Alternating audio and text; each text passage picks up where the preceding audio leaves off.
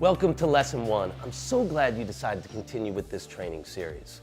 Moki and I are committed to sharing some really amazing ideas and practical tactics to execute them all. We do this every week for our enterprise clients who pay a lot for these strategies. But we knew it was important to share this with a wider audience, an exclusive audience, one who chose this path, but may not necessarily want to hire an expensive product launcher to execute the model. I always admired how the self-publishing industry exploded years ago and provided particularly the business world with all this new knowledge and expertise that otherwise we would have totally overlooked. I feel we are at the same time in online education. We're all able to publish courses online now and easily share them with anyone around the world. You know, for over 15 years, I've been in the online education space as a content creator, a platform provider, and a strategist to some of the biggest companies in the world. I've been in online education for as long as they've used those two words together. And my very first business was helping huge companies transfer CD-ROM-based training and VHS videotapes to digital media that could then be downloaded and played online. Most of my career has been dedicated to helping these big enterprises share huge amounts of knowledge across the internet every day. Then about a year ago, Moki and I decided that we needed to start sharing these ideas with more people who had great ideas and really good content, so more audiences around the world could get your awesome knowledge and your expertise in the comfort of their own home. Why should only the biggest companies and the most celebrated info product stars be the only ones who can do this? We want you to understand the art behind creating great online education and the science to effectively market and sell your knowledge online. And that's what we intend to deliver to you in a small way over the next 6 weeks, all because you gave us your email. But also because we want to give you a few strategies that you can execute on your own to prove that these ideas can make an immediate impact in your speaking business. But the most important thing to remember is that you must make the choice to execute a strategy. We'll give you the roadmap, we'll give you tools of the trade, we'll give you perfect architecture to execute. But it's up to you to do it and start turning that live audience into your online customers.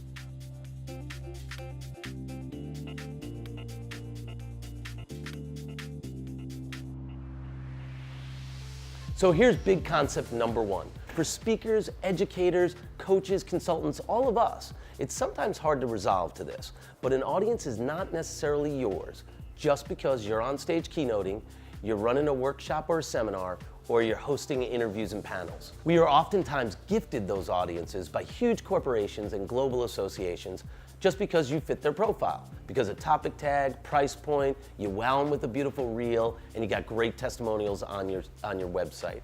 You know, you got the street cred, so you get the gig. To me, that's the price of admission, and not necessarily even an audience who chose to see you specifically.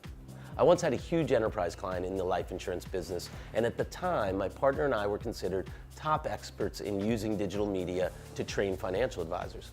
They wanted us to do a series of seminars to help them leverage digital media. So my partner insisted on a so-called success fee as part of our engagement. He dreamed it up one night and I went along with it, but it was essentially a back-end point scheme to get a piece of their future sales on their own financial products using their technology and their own marketing content.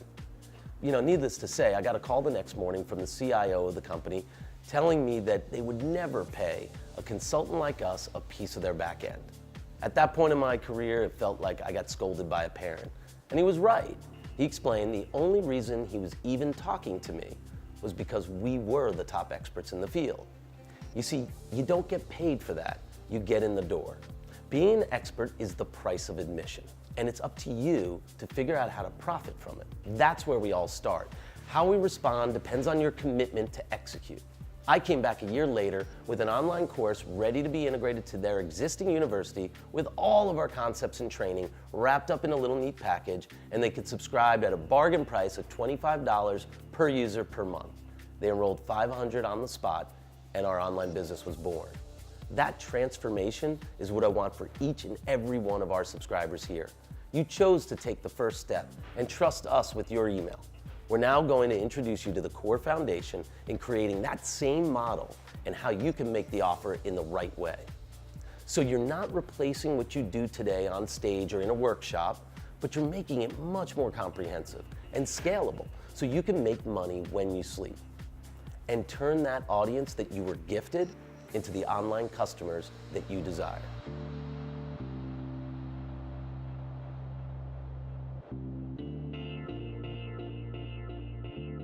Now let's put it all in practice. So this strategy of using the promise of digital presentation materials to get email addresses is not actually a new one. We didn't invent that, which is great for you because you already know this can work as a list building strategy. It's proven.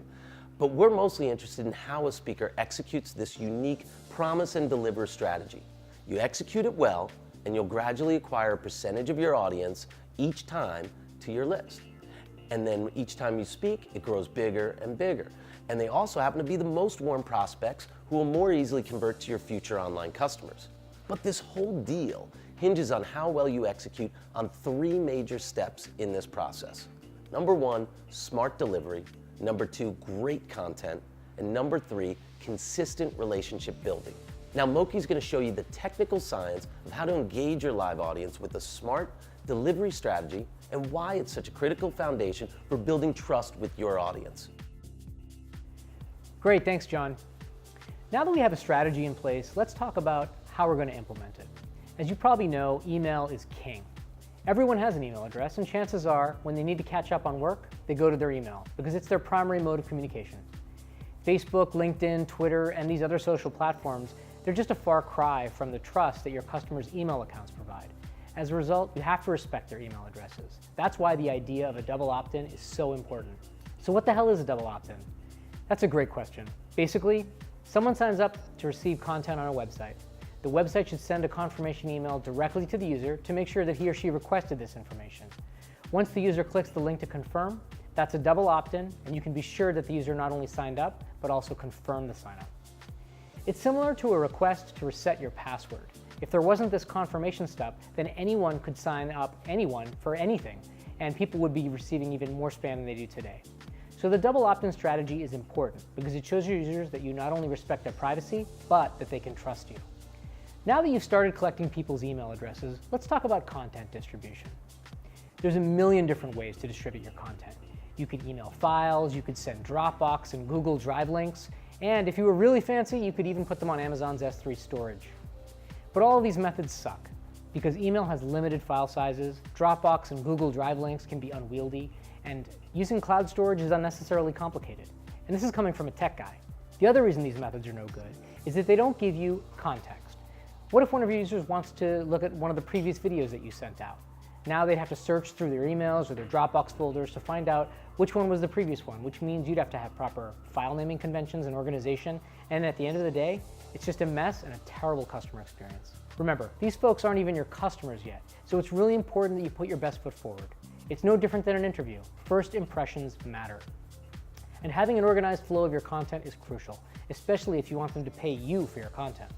Here's a good rule of thumb. Email should be used for messaging only. What does that mean?